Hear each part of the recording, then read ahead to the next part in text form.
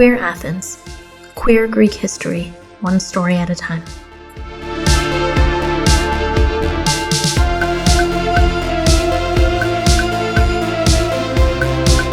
Queer Athens. Queer ελληνική ιστορία, μία αφήγηση τη φορά.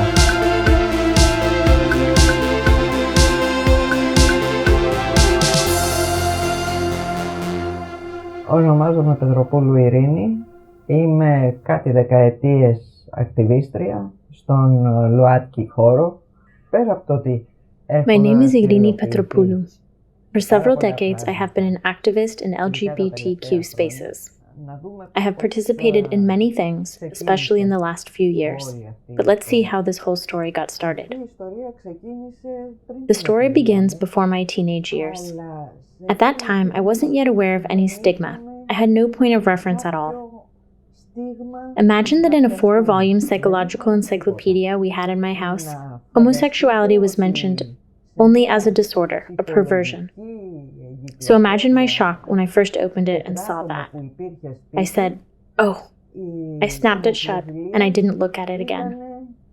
Even though I used to peruse the volumes regularly, from that moment on I avoided them completely.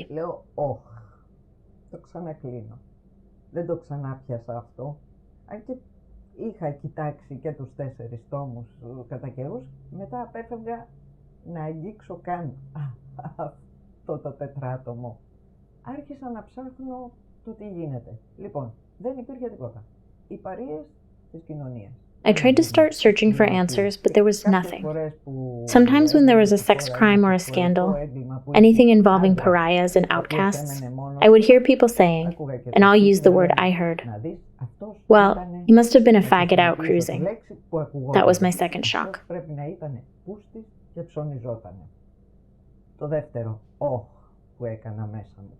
Οπότε το καλύτερο που μπορούσα να κάνω ήταν μη μιλάς μέχρι να δεις τι γίνεται. So the best strategy I could figure out was, don't say anything until you understand what's going on. So that's what I did. I finished school and was off to England for my university studies. I was hoping to find some answers about my sexuality and the way it troubled me.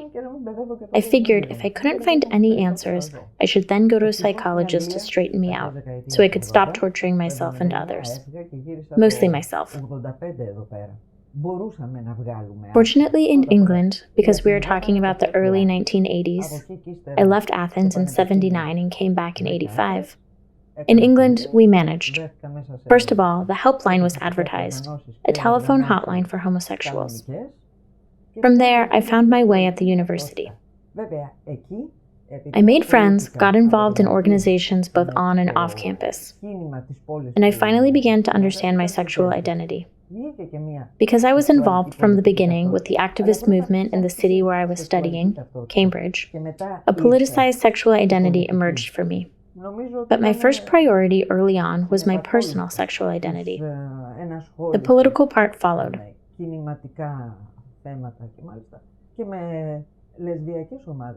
I think it was a result of being involved in movement issues and even with lesbian groups there, which were self-managed. I remember that they said, and I say the same things sometimes here in Greece, that if you want young people to accomplish something, you need self-determination and self-management. Don't expect any money from a sponsor, because if you do, you'll be subject to their agenda. That's how I got started. Επιστρέφοντας λοιπόν στην Ελλάδα, τέλη 84 ήταν, αρχές 85, ψάχνω να δω τι... So when I got back to Greece, late 84, early 85, I looked around to see what's going on in Athens. What did I find? Fortunately, there's Amphi magazine. I often browsed the downtown kiosks in those days. Especially around Kyningo Square, you could find everything. Everything you wanted. Fortunately, one day a particular magazine cover caught my eye. I'm intrigued, I approach it, and I see that it says, Amphi, for the liberation of homosexual desire. Whoa, I say, now this is what I'm looking for. I buy it. I go home and start flipping through it. When I say home, I mean with my family. I find out about the space on Zalogu Street. I find out it exists. I figure that I should do a reconnaissance trip there and see what's going on. φιλικότατα, συστηθήκαμε, τους είπα ότι... So I go down to Zologo Street to see what kind of political action was going on there, because that's what I was interested in.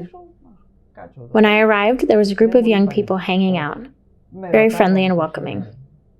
We introduced ourselves, and I said, "I've just returned from studying in England. How can I help out and get involved here?" They didn't turn me away. They asked me what it was like in England with the movement. I told them, and I asked them about what was going on in Athens. I saw them being a bit nervous. One person said, "Well, we're trying." I said, "Okay, tell me about it." What some of those kids said to me was, "Look, we can't say we're gay. If we tell our family, we get in trouble. If we say it at work, we get fired.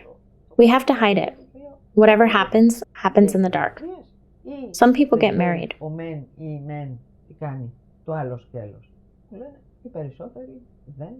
I asked, "Do you mean gay men are getting married to lesbians? Or are we talking about marriages in which one side doesn't know what the other side is doing?"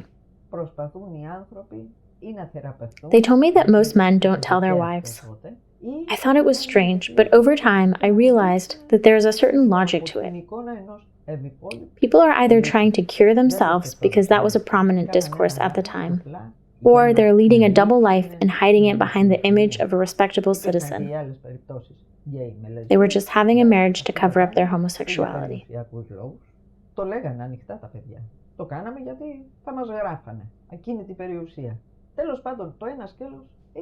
There were other cases of gays and lesbians.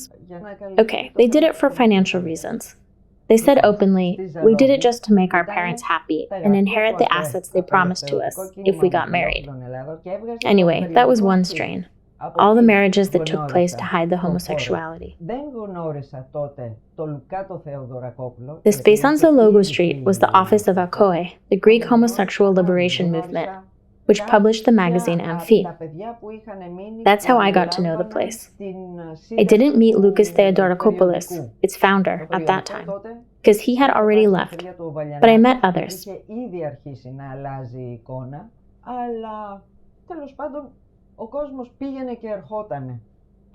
I met some of the guys who edited the magazine.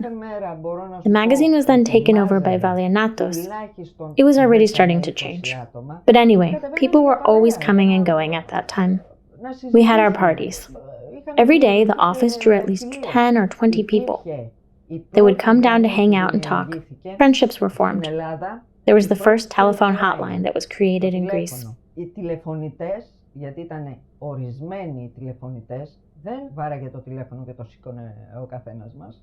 Εγώ για να σηκώσω τηλέφωνο εκεί, για να μου επιτραπεί να σηκώσω τηλέφωνο... It took about a year and a half of me being involved before I was allowed to answer the phones for the hotline. It was strictly reserved for certain people who knew how to manage it. We had a logbook where every call was recorded, so that the next person on phone duty would know what was going on, and there would be a so-called follow-up.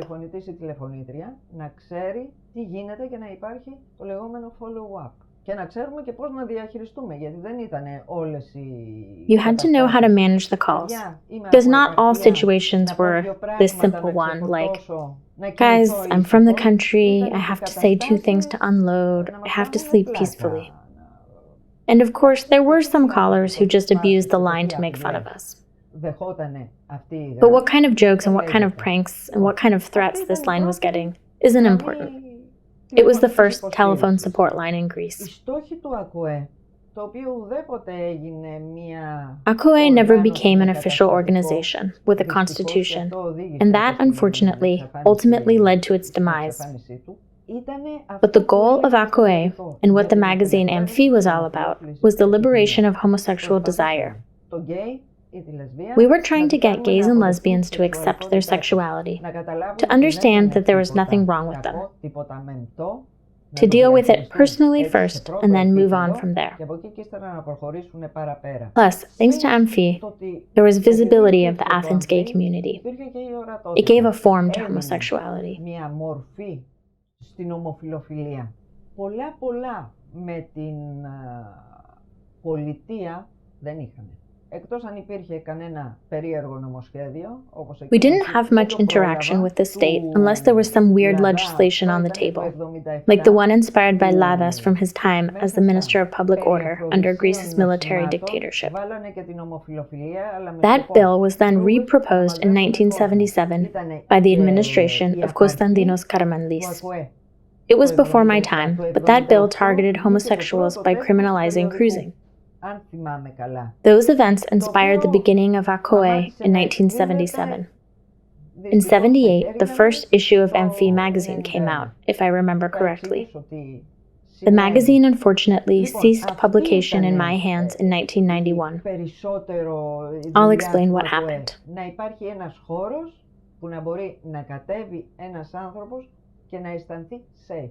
AKOE provided a physical place where people could gather and feel safe.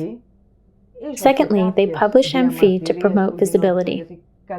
And then there were also some protests happening from time to time against the conservative government, and later even against the socialist government, who wanted to limit any non-normative sexual expression.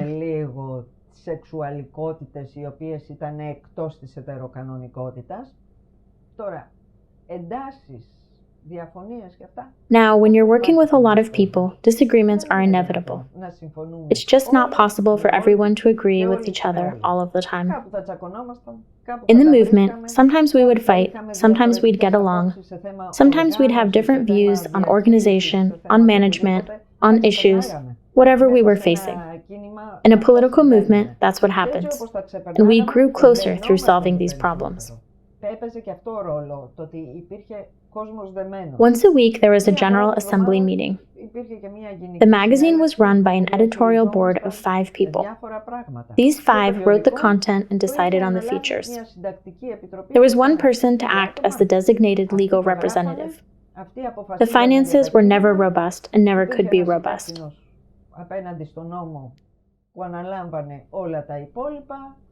Τα οικονομικά δεν ήταν ποτέ εύρωστα και δεν θα μπορούσαν να είναι ποτέ εύρωστα.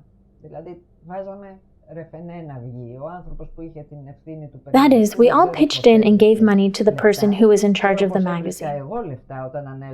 I don't know how he got enough money to keep it running. I know how I made money when I took over the magazine. At some point, Valianatos, who was in charge at the time, decided to take the magazine and to move it to a different office. I wasn't right there at the moment, but I remember a girl who was there, who I was dating at the time, came to me and said, "Eirini, save us. Valianatos wants to take the magazine away from AKOE, or he'll walk away from the job. We need somebody to replace him."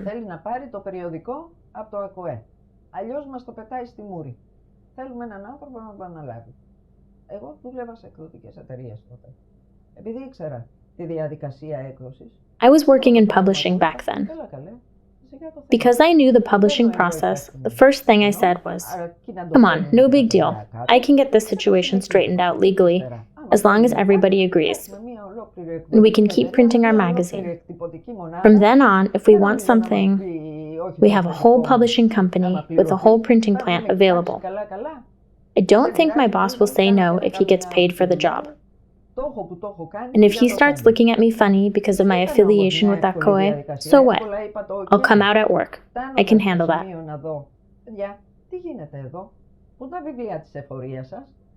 But it wasn't an easy process.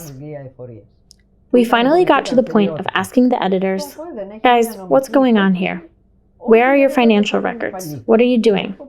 But there were no financial records at all, even though the magazine was a commercial activity. Doesn't AKOE have a legal status? Well, no, because the old guard didn't want it, never wanted it to happen. They said, "We don't want it to be an organization with a constitution and bylaws and all that kind of formality," for their various reasons.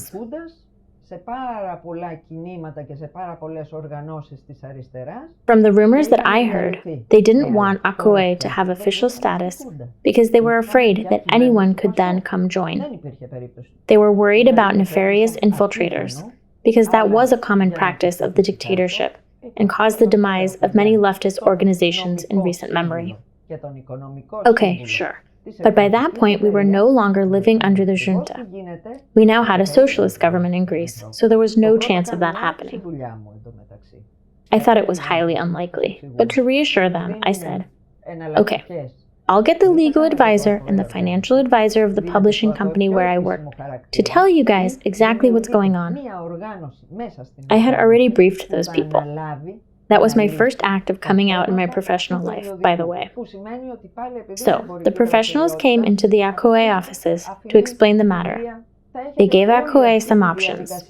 You give ACOE a more formal character, or you create an organization within the organization that will take over to solve the financial and legal issues of the magazine. Again, because it's a commercial activity, it would need a tax identification number and proper record keeping. It means going through the process of legitimization with the tax office. But once it's done, you will be legal. You don't have to play hide and seek with the tax office anymore. But after all that, they wouldn't accept it. They wouldn't accept any of the proposed options. In fact, I remember the accountant of the company told them, "What, do you want to break the law here selling a magazine? And how much money will you make like this?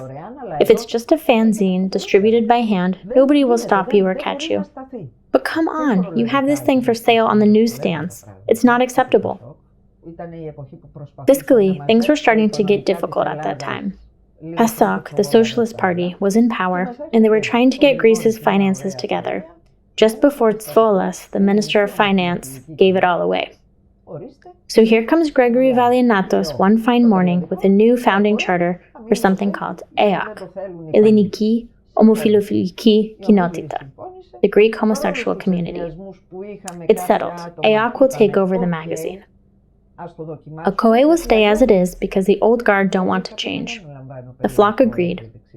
Despite all the misgivings some of us had, we said, okay, let's give it a try, because otherwise, I said, I'm not taking over a magazine that could expose me to legal and financial risk. And so, through ACOE, EAK was created.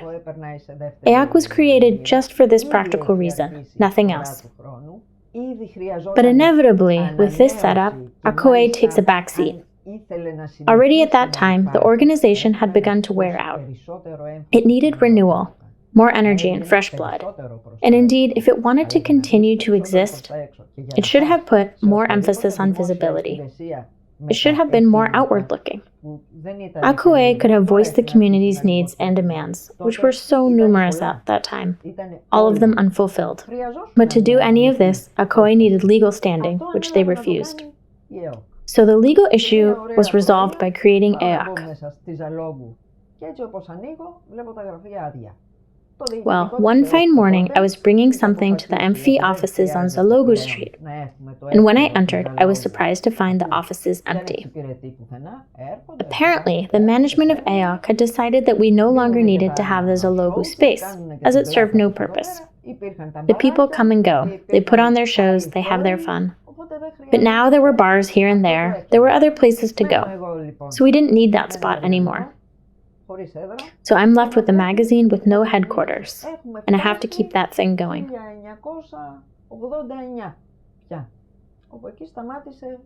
We have reached 1989. That's where it ended. The space on Zalogu closed and never reopened. That was the end for ACOE.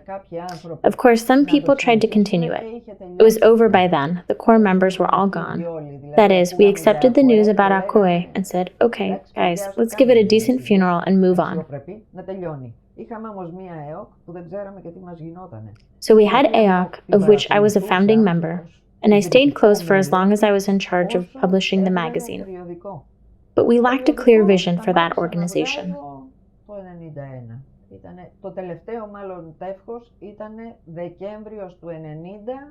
I stopped putting out Amphi in 1991. The last issue was December 1990, and then I got served with a lovely lawsuit for defamation. 10 years before, Lucas Theodorakopoulos had gone through the same process. That lawsuit cost me 2 years of my life. I was ultimately acquitted in the Court of Appeals, but I can say that it shook me up. Fortunately, I had Eirini Petropoulou supporting me. She calmed me down because I was one step away from turning to tranquilizers. At that moment, I had decided that enough is enough. This magazine has no offices. It comes out whenever I have money to publish it. I couldn't find contributors for the final issue. I had to write almost all of it myself, using various pseudonyms, so that it wouldn't be obvious that Eirini Petropoulou writes it and Eirini Petropoulou publishes it. That would be embarrassing. So after that issue, I said, it's over. I handed everything over to EOC, which was then run by Vangelis Yannelos.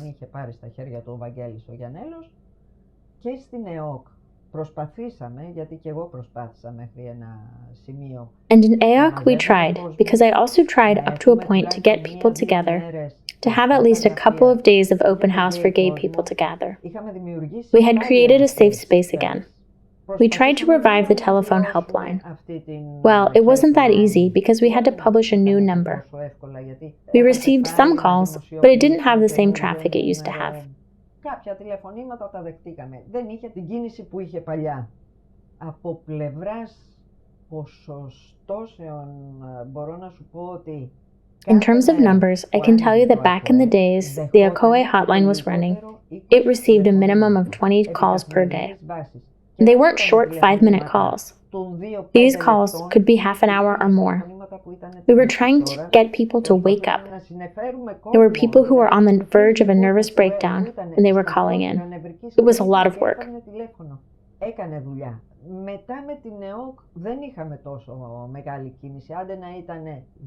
When the hotline relaunched under EOC, we didn't get as much traffic. It was 2 or 3 calls per day. If we got to 5, we'd open champagne. And already the world was starting to liberate itself. We didn't have as much of an issue with the closeted ones. People were starting to come out, and the bars helped with that. The entertainment venues, that is. Cafes were already starting to spring up. People could get to know each other. They no longer needed the narrow confines of the ACOE headquarters, nor the narrow confines of the EOC to get together.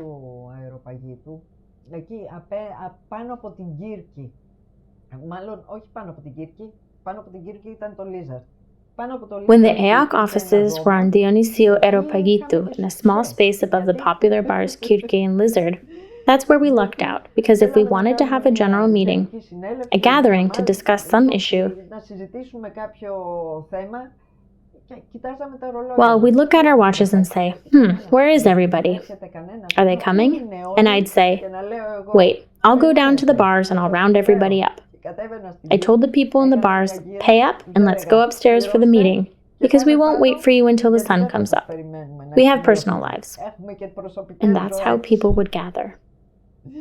Και έτσι μαζευόταν ο κόσμος. Και κάπου εδώ να δούμε και τι σχέση υπήρχε μεταξύ γκέι, αντρών και λεσβιών. In terms of the working relationships between gay men and lesbians, in my opinion, I don't think there should be a substantial difference, because the basic demands of both communities were, for the most part, common. The main difference was the role of feminism. Σε θέματα γυναίκα και φεμινισμός. Εκεί ήταν οι διαφορές.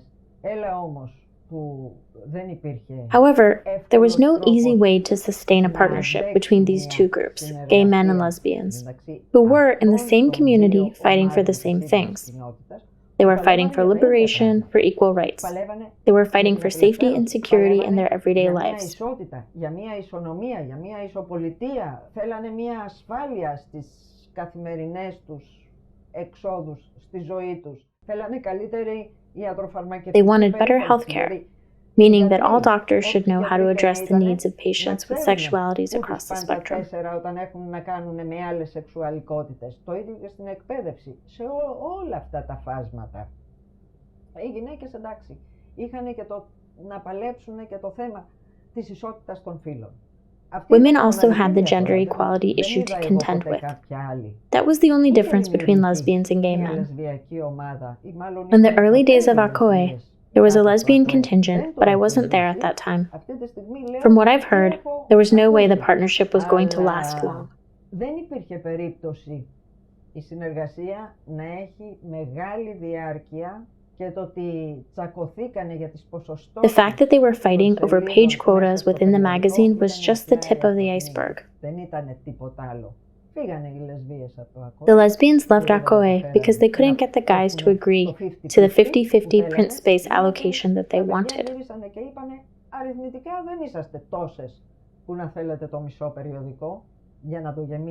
The guy said, "Numerically, there aren't that many of you here, and you want to fill up half the magazine?"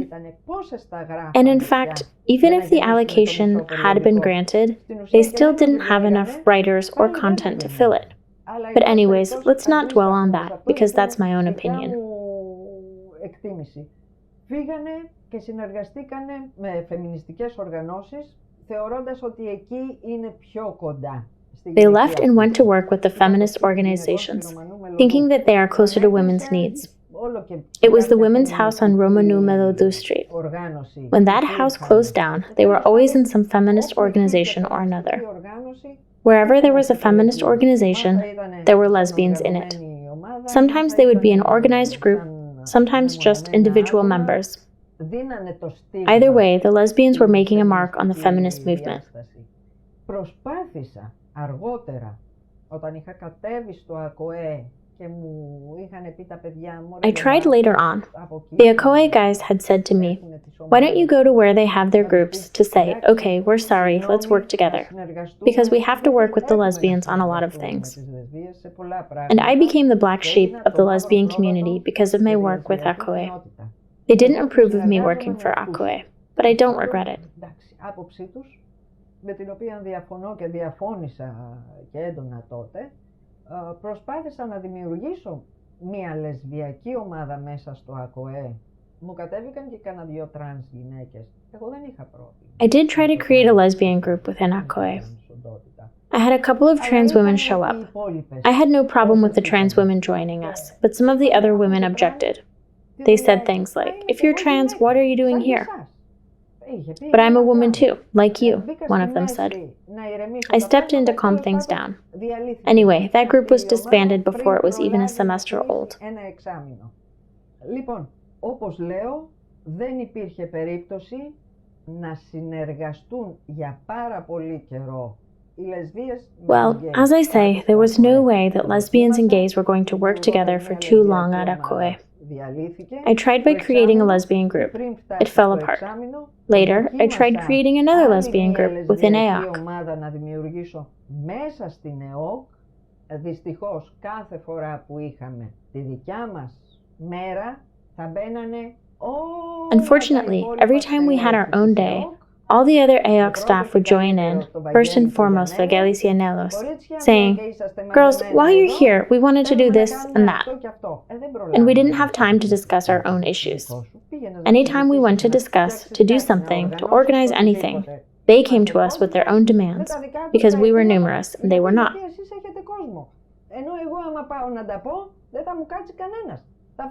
And Vangelis Yanelos, because every time the women gathered, he would barge in with something. We called him an honorary lesbian. And that's how the group died. Because after 1, 2, 3 interruptions, we got fed up, and that was the end of that.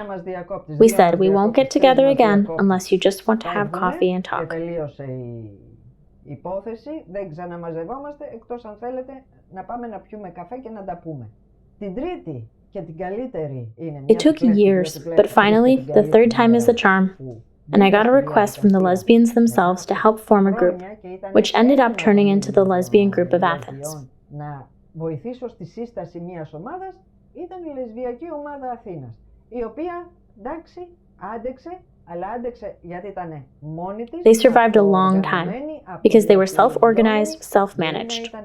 They had a dedicated meeting time and space in the Feminist Center on Eroso Street, and no one bothered them. Ήταν η πολυπληθέστατη ομάδα, δηλαδή τόσος κόσμος, τόσος γυναικόκοσμος, τόσες. It was a large group that included so many women, so many different personalities. There were many things they could do, but also so many other ideas that were left on the table, because there was no way they could implement everything. Μακάρι να φτιαχτεί ξανά μια τέτοια οργάνωση. All those voices made me happy. Αυτό που έχω παρατηρήσει I wish an organization like that would be built again. Because what I've noticed is that nowadays, lesbians don't have a dedicated space. And it's not easy to exist within a mixed organization. We also need our own space for more specialized things. Και να δώσω και ένα άλλο παράδειγμα, εδώ το ILGA World και το ILGA Europe που είναι η αντίστοιχη. To give another example, in ILGA World, the International Lesbian, Gay, Bisexual, Trans, and Intersex Association, in ILGA Europe, they have the Women's Caucus, which is a dedicated space for lesbians. Here, we need something similar. Now, will it be created within an existing organization, or will it be created on its own and be independent? It will need more attention and some organizational support to give it a legal status, because we saw what happens without that status. Αν είχε μια νομική σύσταση, θα είχε και διάρκεια. Και μετά αποφασίζανε οι ίδιες που την στήσανε να την ξεστήσουνε. The Lesbian Group of Athens was good, but at some point it ran its course. If it had had a legal constitution, it would have lasted longer. They could have accomplished a lot more as a formal organization with a constitution. And even with a formal character, the founders would still have had the flexibility to dismantle the organization if that's what they had wanted to do. I insist on that, and I will continue to insist on that, because it now matters a great deal in the way we act as a community and form groups and alliances in our community. With formal status, we can play a better game and gain more respect.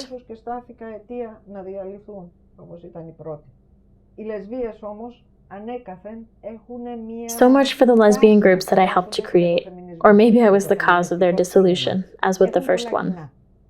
But lesbians have always had a tendency to side with feminism and the feminist movement. They have a lot in common, and in fact, now feminists themselves have watered down their wine compared to what was going on in the 1980s. Back then, they were worried that if they had out and proud lesbians within their ranks, they would be accused of all being lesbians themselves, or of creating a lesbian contagion. Now, that is no longer the case. The feminist movement is more accepting of lesbians. That's why lesbians are working more with feminist organizations, with women's organizations. Because that's the nature of it. Lesbian women will go with the feminists. They have a lot in common to work and to fight for.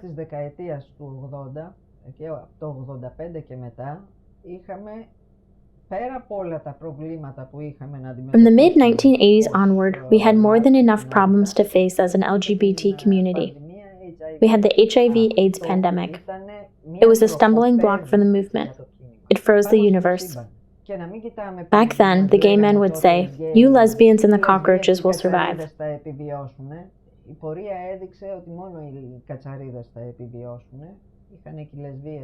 But the virus showed that only the cockroaches would survive, because lesbians also had an HIV problem.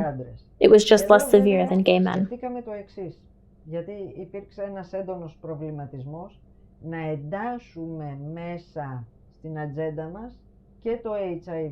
There was a strong push to include HIV/AIDS in our agenda, but at the same time, there were people who said if we explicitly addressed it, people would leave because they would think we were just an HIV-positive organization.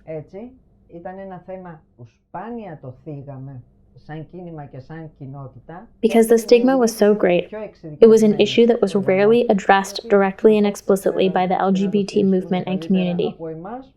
More specialized organizations were created that clearly knew and could handle it better than we who were completely frozen and didn't know what to do.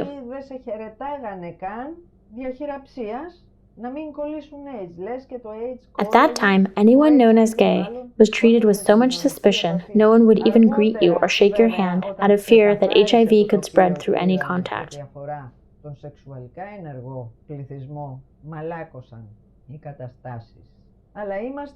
Later, when it was more clearly known how HIV could and couldn't be transmitted, things softened. But we were truly a movement in despair, a movement on the verge of a nervous breakdown, until we saw what was going on. We lost people, not because they left. We lost people because of all those who got sick and died. That's how it went. Πήγε η κατάσταση. Επίσης στην πορεία γενικά κατά τη δεκαετία του 90, που πολλοί κόσμος νομίζει ότι ήταν υποτονική. The 1990s have a reputation as being a sluggish time for the movement. But the truth is, we were doing work that didn't show that much outwardly.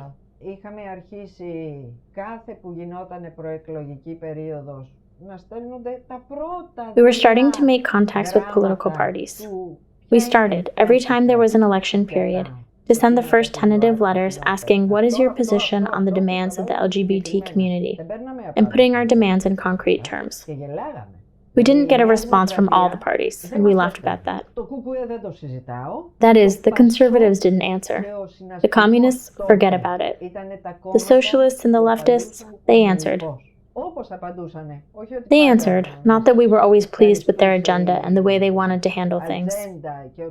It's more likely that they didn't know how to handle us because we were bringing them another dimension for the first time. The fact that they had LGBTQ voters, and we were asking, how are you going to serve these voters? Τι κάνετε για αυτούς, για να σας ψηφίσουν, ή τι έχετε σκοπό να κάνετε? Τη δεκαετία του 90 ήταν η δεκαετία που τρέχαμε. So, the 90s was the decade that had us running around chasing various politicians. We would go and make requests and deliver them to the parties in parliament. Στα γραφεία τους που είχαν εκεί, κάναμε συναντήσεις με διάφορα κόμματα, εισπράταμε υποσχέσεις. We held meetings with various parties and we received promises that still haven't been fulfilled, and we are talking about the 90s. We are talking 30 years ago. Εισπράταμε τη μοναχικότητα του ακτιβιστή που τρέχει από το πρωί μέχρι το βράδυ. And in all of this, we were dealing with the loneliness of being activists who work from morning till night and have to deal with issues like gay teenagers with problems at home, with domestic violence, with HIV and AIDS. Με το HIV/AIDS τρέχαμε φίλους και γνωστούς, με το τι γίνεται. We were running around all the time helping friends. We were trying to get further with visibility issues. We realized that we can't just rely on parties to bring people together. We need something more. And that's when it became clear how useful a pride demonstration would be for us. There had been a pride previously. Paolo Ruvignotti used to do it on Strefi Hill, and it drew quite a few people from what I've heard. But now we needed something more. The issue of marriage equality was now starting to come up strongly. As if prioritizing this marriage issue would be some kind of panacea and solve all of our problems. We'd say, okay, imagine that tomorrow or the next day, the Socialist Party opens civil marriage to gay couples, which would never happen, even in our wildest dreams. But imagine if it did. Can the people back home handle it? On the street outside, are we safe? We're going to get called dykes and dirty words and who knows what else, and we don't even have an anti-discrimination law. In our jobs, will we be accepted as we are? At our schools and elsewhere? I mean, it's not like passing a bill would change society overnight. We had to fight from the bottom up. Of course, we prioritized the marriage equality issue, but we were also focusing on education issues. And we worked to overturn the ban on gay men donating blood. Finally, that ban was abolished, although it took far too long.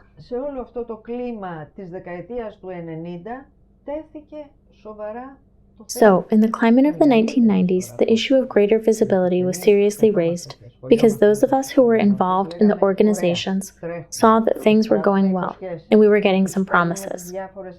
We'd send out letters. If we sent 5, we'd get a reply to 2.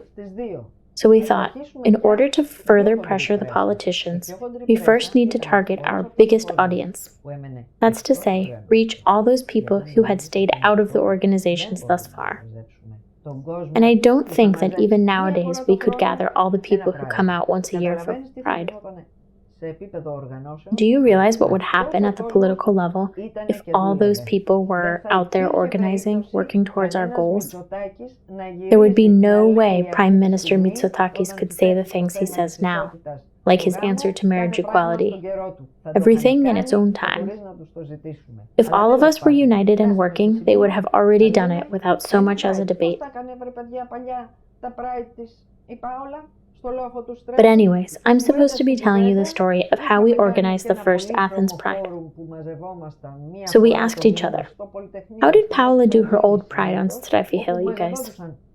We had a number of talks, and we also had a colorful forum that we hosted once a month at the Polytechnic University in Guinea Hall, where all the organizations were gathered, all the activists and everyone who wanted to attend, where we started to discuss more seriously the issues of how to manage the community's political agenda. Από τον συνασπισμό περισσότερο και κατά δεύτερο λόγο από το ΠΑΣΟΚ να κατέβουν ανοιχτά. There were of course the first hints from Synaspismos, the leftist party, and to a lesser extent from PASOK, the socialist party, about approaching gay activists to run on their ballots. So they started to make offers to accept us a little bit, and now we're getting sucked into the business of unfulfilled promises. There was so much focus on visibility because what we were told was that priority is determined by how many people you have. So we had to prove to them that we were numerous. In Guinea Hall, this once-a-month gathering of all the people in our movement started to function as proof of our visibility. And it was good that we were discussing things amongst ourselves, communicating.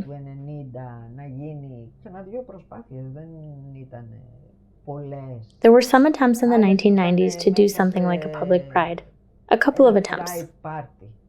Not many. There were also the pride parties that Maria Cyber organized for us. She really knew how to organize, and we would go and have fun. But after a while, the private parties were not enough. We wanted something in a public space.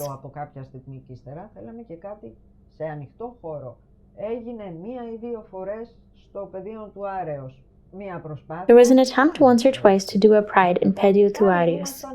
It brought in some people, but it was just a little bit bigger than what Paula had done on Strefi Hill. Again, thank God that Paula had thought to do those events because they gathered people and contributed to visibility. But we needed something more organized.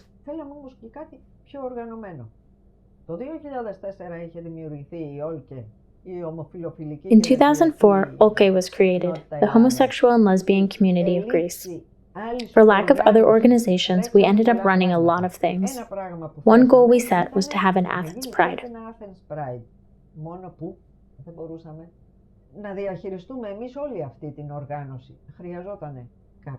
Only we couldn't manage the whole operation alone.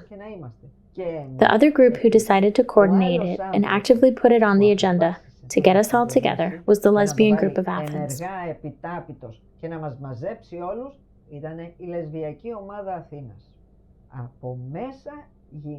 Their members started to get the ball rolling.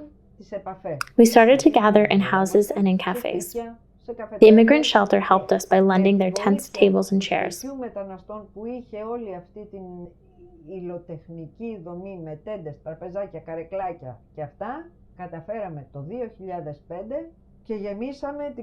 And thus, in 2005, we managed to fill up Kleftmonos Square. That first Pride was in Kleftmonos, and it continued to be there every year until a few years ago. Now they are finally taking place in Syntagma Square. We wanted to host Pride in Syntagma from the beginning, but at first they wouldn't let us use that location. But finally, Kleftmonos became way too crowded for the numbers of people who were showing up. We also had booths from political parties. At some point, the city was finally convinced that we needed a larger space.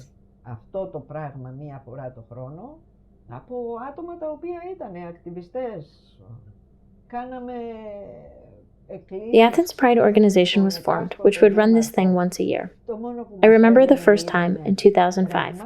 We really went to the ends of the earth to get this thing all set up, and we managed to do it, all while working in fear of being harassed.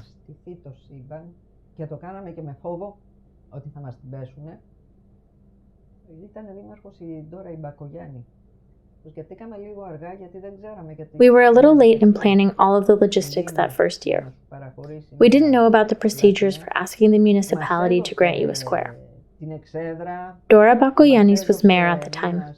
She gave us the platform, she gave us a basic microphone and electricity. But she told us through her deputy mayor, "You thought about all this a little late. You need to make your requests earlier so that we can support you." We didn't know, and we couldn't possibly know everything at that time.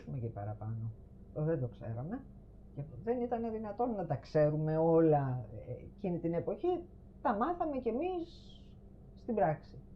Και έτσι ξεκίνησε Το Athens Pride. And that's how Athens Pride got started. By the next year, it had taken on legal status because there was no way such an event was going to hang by a thread. Δύσκολα ζητήματα της ΛΟΑΤΚΙ κοινότητας. Κανένα ζήτημα και κανένα αίτημα δεν είναι. What can I say about the challenges of the LGBT community today? Well, no issue and no demand is easy, but at least we are slowly seeing some things come into perspective. I can't say that I am completely satisfied with the wording in the anti-discrimination law, even though I worked closely with the political parties on it. And I can't say that I'm completely satisfied with what kind of civil partnership pact Syriza has served us. Είμαι απολύτως ικανοποιημένη από το τι σύμφωνο συμβίωσης μας εμβύρισε ο ΣΥΡΙΖΑ. Δεν μπορώ να πω ότι ήταν απόλυτο το νόμο. And then the law that was passed on the legal recognition of gender identity, I can't say that it is ironclad. It has gaps. So right there, I'm talking about 3 pieces of legislation that need improvement and updating because times change quickly. Από στιγμή σε στιγμή. Τώρα, το θέμα της ισότητας στο γάμο θα αργήσει. Δεν το βλέπω να έρχεται από αυτή την κυβέρνηση. Και εδώ το υπογράφω. Now, the issue of marriage equality is going to take a long time. I don't see it coming from this government, that's for sure. Possibly we'll see it from the next, but again, I don't know what the exact legislation will be, because judging by what happened with anti-discrimination, civil partnership, and legal recognition of gender identity laws, they will give us half of what we are asking for. Shame on them. Because they should be obligated to give everything in full. This is 2022. Πολύ τα πράγματα και σε επίπεδο Συμβουλίου της Ευρώπης και σε επίπεδο Ευρωπαϊκής Ένωσης. Ή συμβαδίζουμε. Things have come a long way both at the Council of Europe level and at the European Union level. Either we keep up with Europe and call ourselves European, or we try to appease the religious people to avoid losing their votes. But who cares about them? They have their religious marriage. Let them do whatever they want with it. Θα πούμε ότι είναι συντηρητική. Ξέρουμε τι γίνεται μέσα σε κάθε συντηρητικό. Most of Greek society will say they are conservatives. Do we know what goes on in every conservative home? We've seen plainly now what those so-called respectable, God-fearing family men are capable of. Let us now begin to see things in perspective. To think that the world is changing, and either Greece will change with it, or we will remain fossils in some dustbin of history. Απολιθώματα σε κάποιο χρονοτούλαπο της ιστορίας.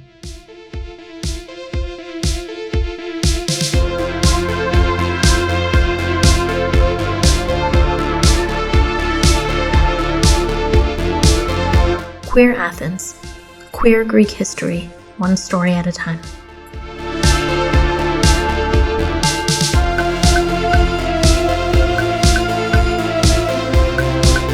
Queer Athens.